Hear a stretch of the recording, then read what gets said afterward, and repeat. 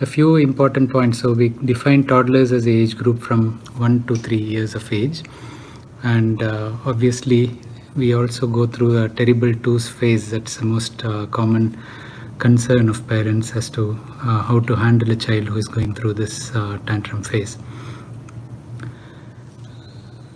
We have to understand that the toddlers are going through a very difficult phase. There's lots of changes. Their physical maturity is progressing rapidly. Their ability to do things independently is a new thing for them compared to the early infancy when they are fully dependent on the caregiver or the parents. And obviously, when they are able to do things independently, they need to know their limits, and sometimes they stretch their levels of independence.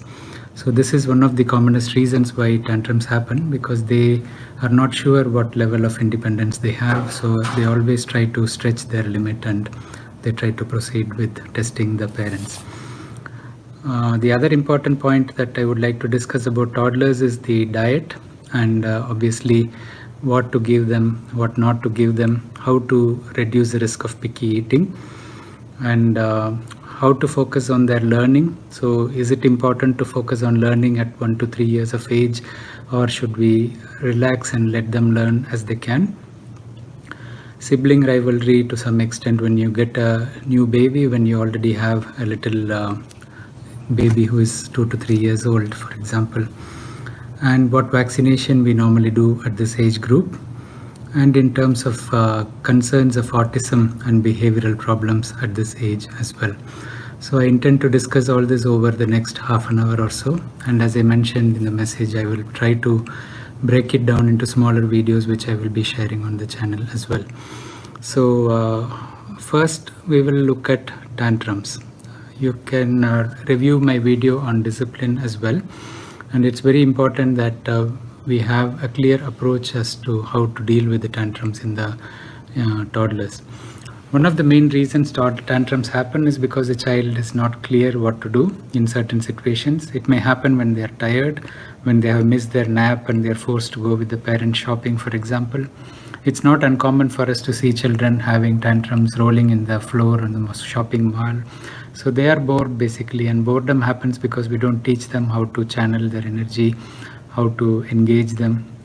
So we should plan our day in such a way that we don't disturb their routine, and we do it at the time when they are most receptive to changes. So if we want to take them out after they are fed, they have had their nap, and they are in a better mood.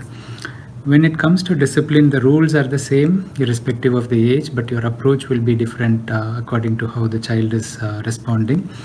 We should be consistent. So consistency is the key for the child to learn from one measure that you take. So if you do something like this, you would be receiving a behavior like the similar way the next time as well. And the child doesn't differentiate the response of one caregiver from the other. So suppose the father is mild and the mother is strict, the child gets confused. So it's always going to be a problem in terms of your approach if you are not consistent in the way you approach the discipline of the child. So parents as well as the other caregivers should discuss between themselves what is acceptable behavior for that child. There are times when any child will misbehave even if they are best behaved in most situations. So you have to decide how you approach that occasional misbehavior. It's always important that you draw the limits and maintain it. So you can't give in to the tantrum one day and then say, I'm going to be strict today. So the child doesn't realize your mood is different.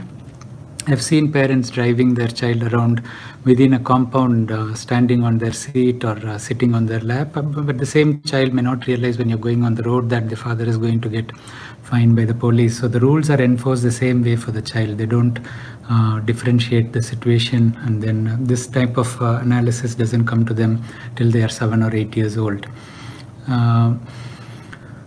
When you draw lines in the family, you need to deal with how the child should be treated if they don't listen. And that's where the concept of timeout comes in. Timeout has different terms: naughty corner, naughty step, naughty time. So it also applies to older kids when you call it grounding. So you basically make the child aware that they have done something wrong. you are going to ignore them for a period of time, and the time that you allot depends on the age of the child. So the timeout can start as young as 1 to 1.5 years of age, and obviously each year the child gets older, you increase the timeout period by 1 minute. And a naughty step is a good place. If you have a step in your family, you can have a naughty corner in your house. You can even use a child's bed or a playpen. Basically, you need to ignore the child during that time, make them aware that they've done something wrong. You would not respond to the child. Of course, you need to make sure the child is safe and monitor them, but you don't respond to their tantrums. And to some extent, you can allow crying. And when that 1 minute or 2 minutes finishes, you go back to the child and say, do you realize what you did is wrong? And then you can ask them to apologize if they can, or just if they nod or something, you can give them a hug and make up with that. But do it every time this happens consistently, so the timeout has some value. As the child gets older, you start docking them or grounding them. You take off concessions that they have, like pocket money or outings and so on. So timeouts are one way to reinforce that their behavior at that particular time was not acceptable. In terms of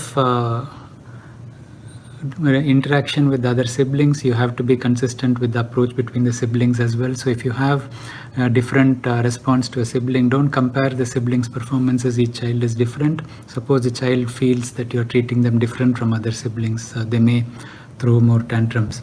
So one important factor is to factor in their mood, whether they are fed, whether they have slept, and try not to do things which will involve attention in case they have other engagements. So if they are tired, you may not want to go to the mall with them. You may not want an appointment. Some things we cannot control. And obviously, don't give in to tantrums on a consistent basis, and be consistent in your family as well. So this is in terms of tantrums. Of course, tantrums happen, and luckily most children outgrow the tantrums by the time they reach an age of 4 to 5 years. Most wild tantrums also settle down, so it's a passing phase. Just like in early infancy we say colic is a passing phase, similarly tantrums is a passing phase as well. But one thing I would like to reinforce here is that the start of the discipline, you start disciplining them right from 6 to 7 months of age, when they're aware, when they're sitting up, when they know they're stretching their boundaries. So if you start early on, it's easier. And reducing the screen time helps discipline as well. So screen time is bad in many different aspects, as I have discussed in my video on screen time. So it's very important to avoid screen time, minimize the screen time when they're older, and totally avoid it till they're 18 months of age.